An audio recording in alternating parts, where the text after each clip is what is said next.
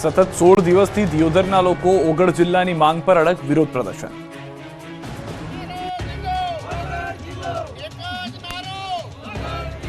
એક જ માંગણી ઓગળ જિલ્લાના નારાઓથી દિયોદરના રસ્તાઓ ગુંજી ઉઠ્યા। ઓગળ જિલ્લો બનાવવાની માંગ સાથે ગુરુવારે મહારેલી કાઢી।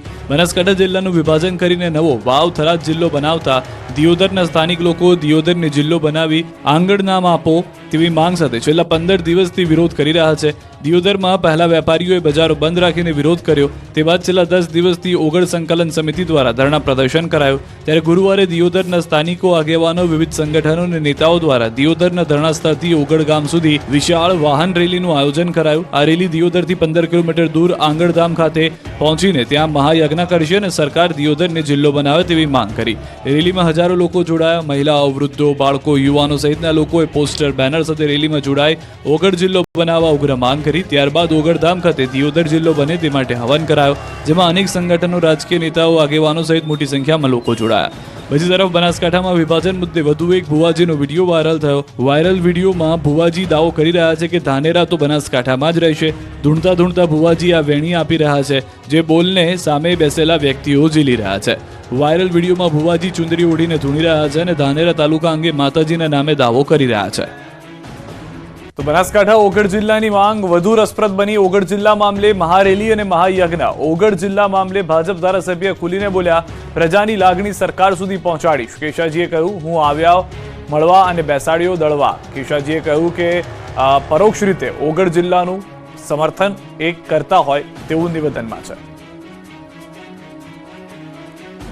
આ તરફ મહુવાના તલગાજરડામાં ચિત્રકૂટ એવોર્ડ દરમિયાન મોરારી બાપુએ ધારાસભ્યની હાજરીમાં મંચ પરથી કરી હળવા મૂડમાં માંગણી।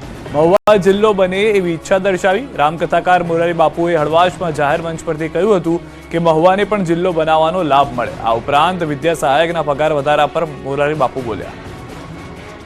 મહુવા તો આપણો જિલ્લો નથી એટલે હજી એમાં નહીં મેળ થાય। ધારાસભ્ય શ્રી બેઠા છે, જ્યારે કદાચ મહુવાને આવો લાભ મળે એટલે મારા આનંદની વાત તો એ છે કે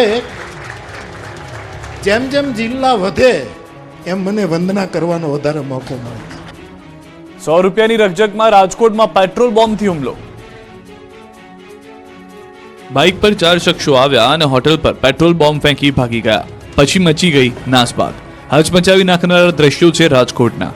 સૌરાષ્ટ્ર યુનિવર્સિટી રોડ પર આવેલી નકળંગ ચાની કિટલી પર એક શખ્સે પાન મસાલાના પૈસા આપવા બાબતે અને સીસીટીવી ચેક કરવા બાબતે માથાકૂટ કરી। 100 રૂપિયા મુદ્દે હોટલ સળગાવી દેવા।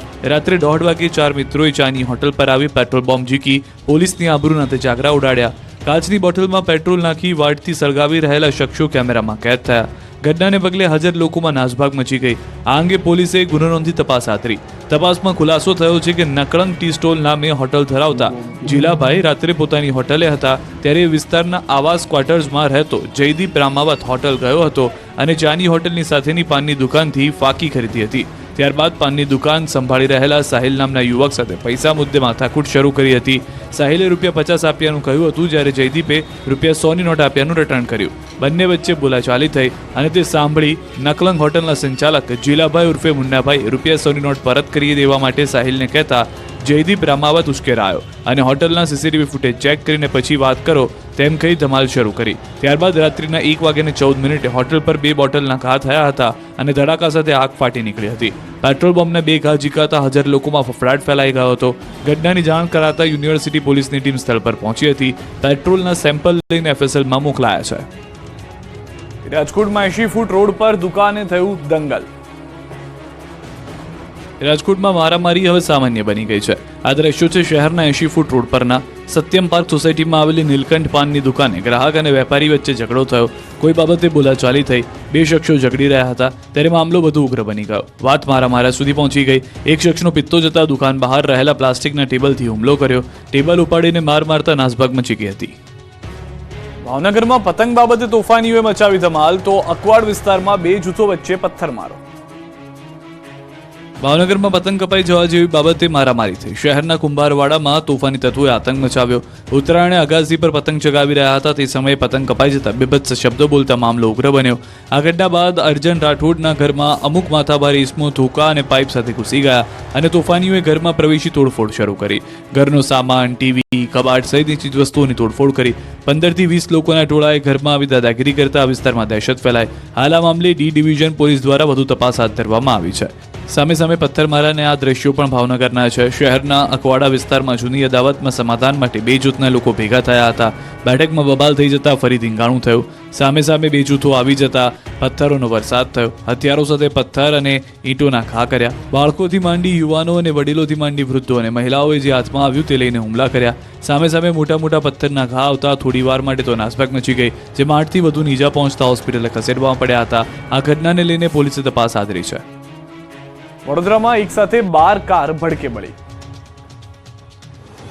વડોદરા શહેરના પાણીગેટ વિસ્તારમાં આવેલી અજબડી મિલની સામે આવેલા કાદરી મોટર્સમાં અચાનક આગ લાગતા 25માંથી સ્ક્રેપની 12 કારને લપેટામાં લઈ લીધી, જેને પગલે આજુબાજુના રહીશોમાં ગભરાટનો માહોલ સર્જાયો તેમજ લોકોના ટોળા પણ ભેગા થઈ ગયા.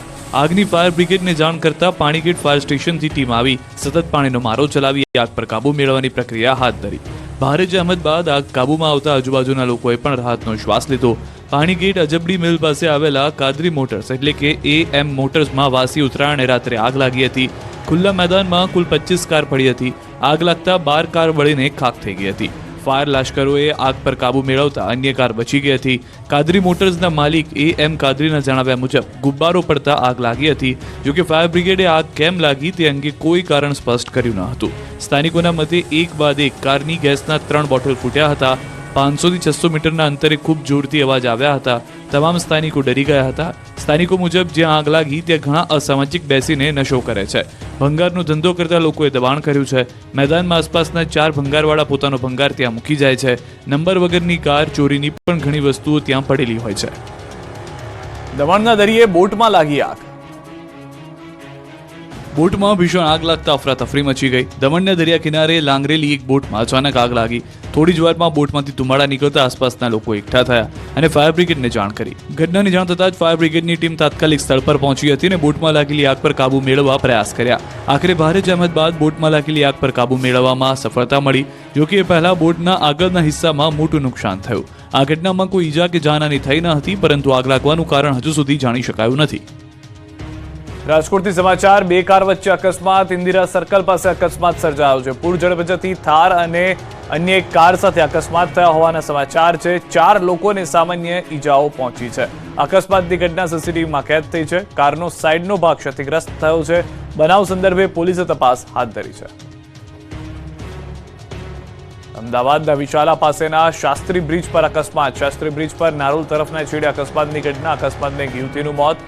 ટ્રાફિક પોલીસે ઘટના સ્થળ પર પહોંચી તપાસ શરૂ કરી. અજાણ્યા વાહન ચાલકની અડફેટે અકસ્માતમાં યુવતીનું મોત. મૃતક લાંભાની રહેવાસી 24 વર્ષીય ભાવિ હરેશકુમાર મોદી નામની યુવતી એક્ટિવા લઈ પસાર થતી હતી, જે દરમિયાન અકસ્માત થયો. M ડિવિઝન ટ્રાફિક પોલીસે અકસ્માતે મોત નોંધી શરૂ કરી તપાસ. જામનગરના લથીપર ગામ પાસે અકસ્માત. સ્ટીયરિંગ પરથી કાબુ ગુમાવતા સર્જાયો અકસ્માત. કારમાં સવાર 5માંથી 3ના મોત થયા છે. 2 ઇજાગ્રસ્તોની હોસ્પિટલમાં સારવાર ચાલુ છે. કેન્દ્રીય ગૃહમંત્રી અમિત શાહના હસ્તે વડનગર મ્યુઝિયમ અને પ્રેરણા સંકુલનું લોકાર્પણ. 3 દિવસની ગુજરાતની મુલાકાતે આવેલા કેન્દ્રીય ગૃહમંત્રી અમિત શાહે પ્રવાસના 3જા દિવસે વડનગર પહોંચ્યા. અહીં તેમણે વડનગરની વિવિધ ભેટ આપી. કેન્દ્રીય ગૃહમંત્રી અમિત શાહે 298 કરોડના ખર્ચે નિર્મિત વિશ્વના બીજા સૌથી મોટા આર્કિયોલોજીકલ એક્સપિરિયન્શિયલ મ્યુઝિયમ, 72 કરોડમાં બનેલ પ્રેરણા સંકુલ અને 33 કરોડમાં બનેલા સ્પોર્ટ્સ કોમ્પ્લેક્સનું લોકાર્પણ કર્યું. પછી પ્રેરણા સંકુલના વિદ્યાર્થીઓ અને વાલીઓ સાથે સંવાદ કર્યો. જે બાદ સાયન્સ કોલેજમાં પહોંચીને વિશાળ જાહેર સભાને સંબોધન કર્યું. સભા બાદ હાટકેશ્વર મહાદેવની પૂજા કરી ગણપતિ યુનિવર્સિટીના પદવીદાનમાં હાજરી આપી. PM નરેન્દ્ર મોદી વડનગરમાં જે શાળામાં ભણ્યા હતા તે સ્કૂલના નવા પરિસરનું કેન્દ્રીય ગૃહમંત્રી અમિત શાહના હસ્તે લોકાર્પણ કરાયું. એ પહેલા આર્કિયોલોજીકલ એક્સપિરિયન્સ મ્યુઝિયમનું લોકાર્પણ થયું. સાથે જ મ્યુઝિયમને નિહાળ્યું પણ હતું. આ પ્રસંગે મુખ્યમંત્રી ભૂપેન્દ્ર પટેલ અને કેન્દ્રીય મંત્રી ધર્મેન્દ્ર પ્રધાન પણ ઉપસ્થિત રહ્યા હતા. મહત્વનું છે કે વડનગર સમૃદ્ધ સાંસ્કૃતિક વારસો ધરાવે છે અને નગરના વારસાને પ્રસ્તુત કરવા માટે તૈયાર કરાયું છે. ભારતનું સૌથી મોટું અને પ્રથમ આર્કિયોલોજીકલ એક્સપિરિયન્સ મ્યુઝિયમ. આ મ્યુઝિયમ વડનગરના 2500 વર્ષના ઐતિહાસિક વારસાને જીવંત કરે છે. મ્યુઝિયમમાં ઈસવીસન પૂર્વે 800થી શરૂ કરીને 7 અલગ અલગ સંસ્કૃતિના તબક્કાઓ રજૂ કરવામાં આવ્યા છે. મહત્વનું છે કે અમિત શાહે જે પ્રેરણા સ્કૂલનું લોકાર્પણ કર્યું એ સ્કૂલમાં વડાપ્રધાન નરેન્દ્ર મોદી 1962 થી 1967 સુધી ધોરણ 8 થી 11 ભણેલા છે. 1888માં સ્થપાયેલી વર્નાક્યુલર સ્કૂલના એ જ વર્ગખંડમાં વિદ્યાર્થીઓને શિક્ષણ આપવામાં આવે છે. ગુજરાતમાં 24,700 જગ્યાઓ પર કરાશે શિક્ષકોની ભરતી. સરકારી શિક્ષકો બનવા માંગતા હોય તેવા યુવાનો માટે ખુશીના સમાચાર આવ્યા છે. ગુજરાતમાં 24,700 જગ્યાઓ પર કરાશે શિક્ષકોની ભરતી.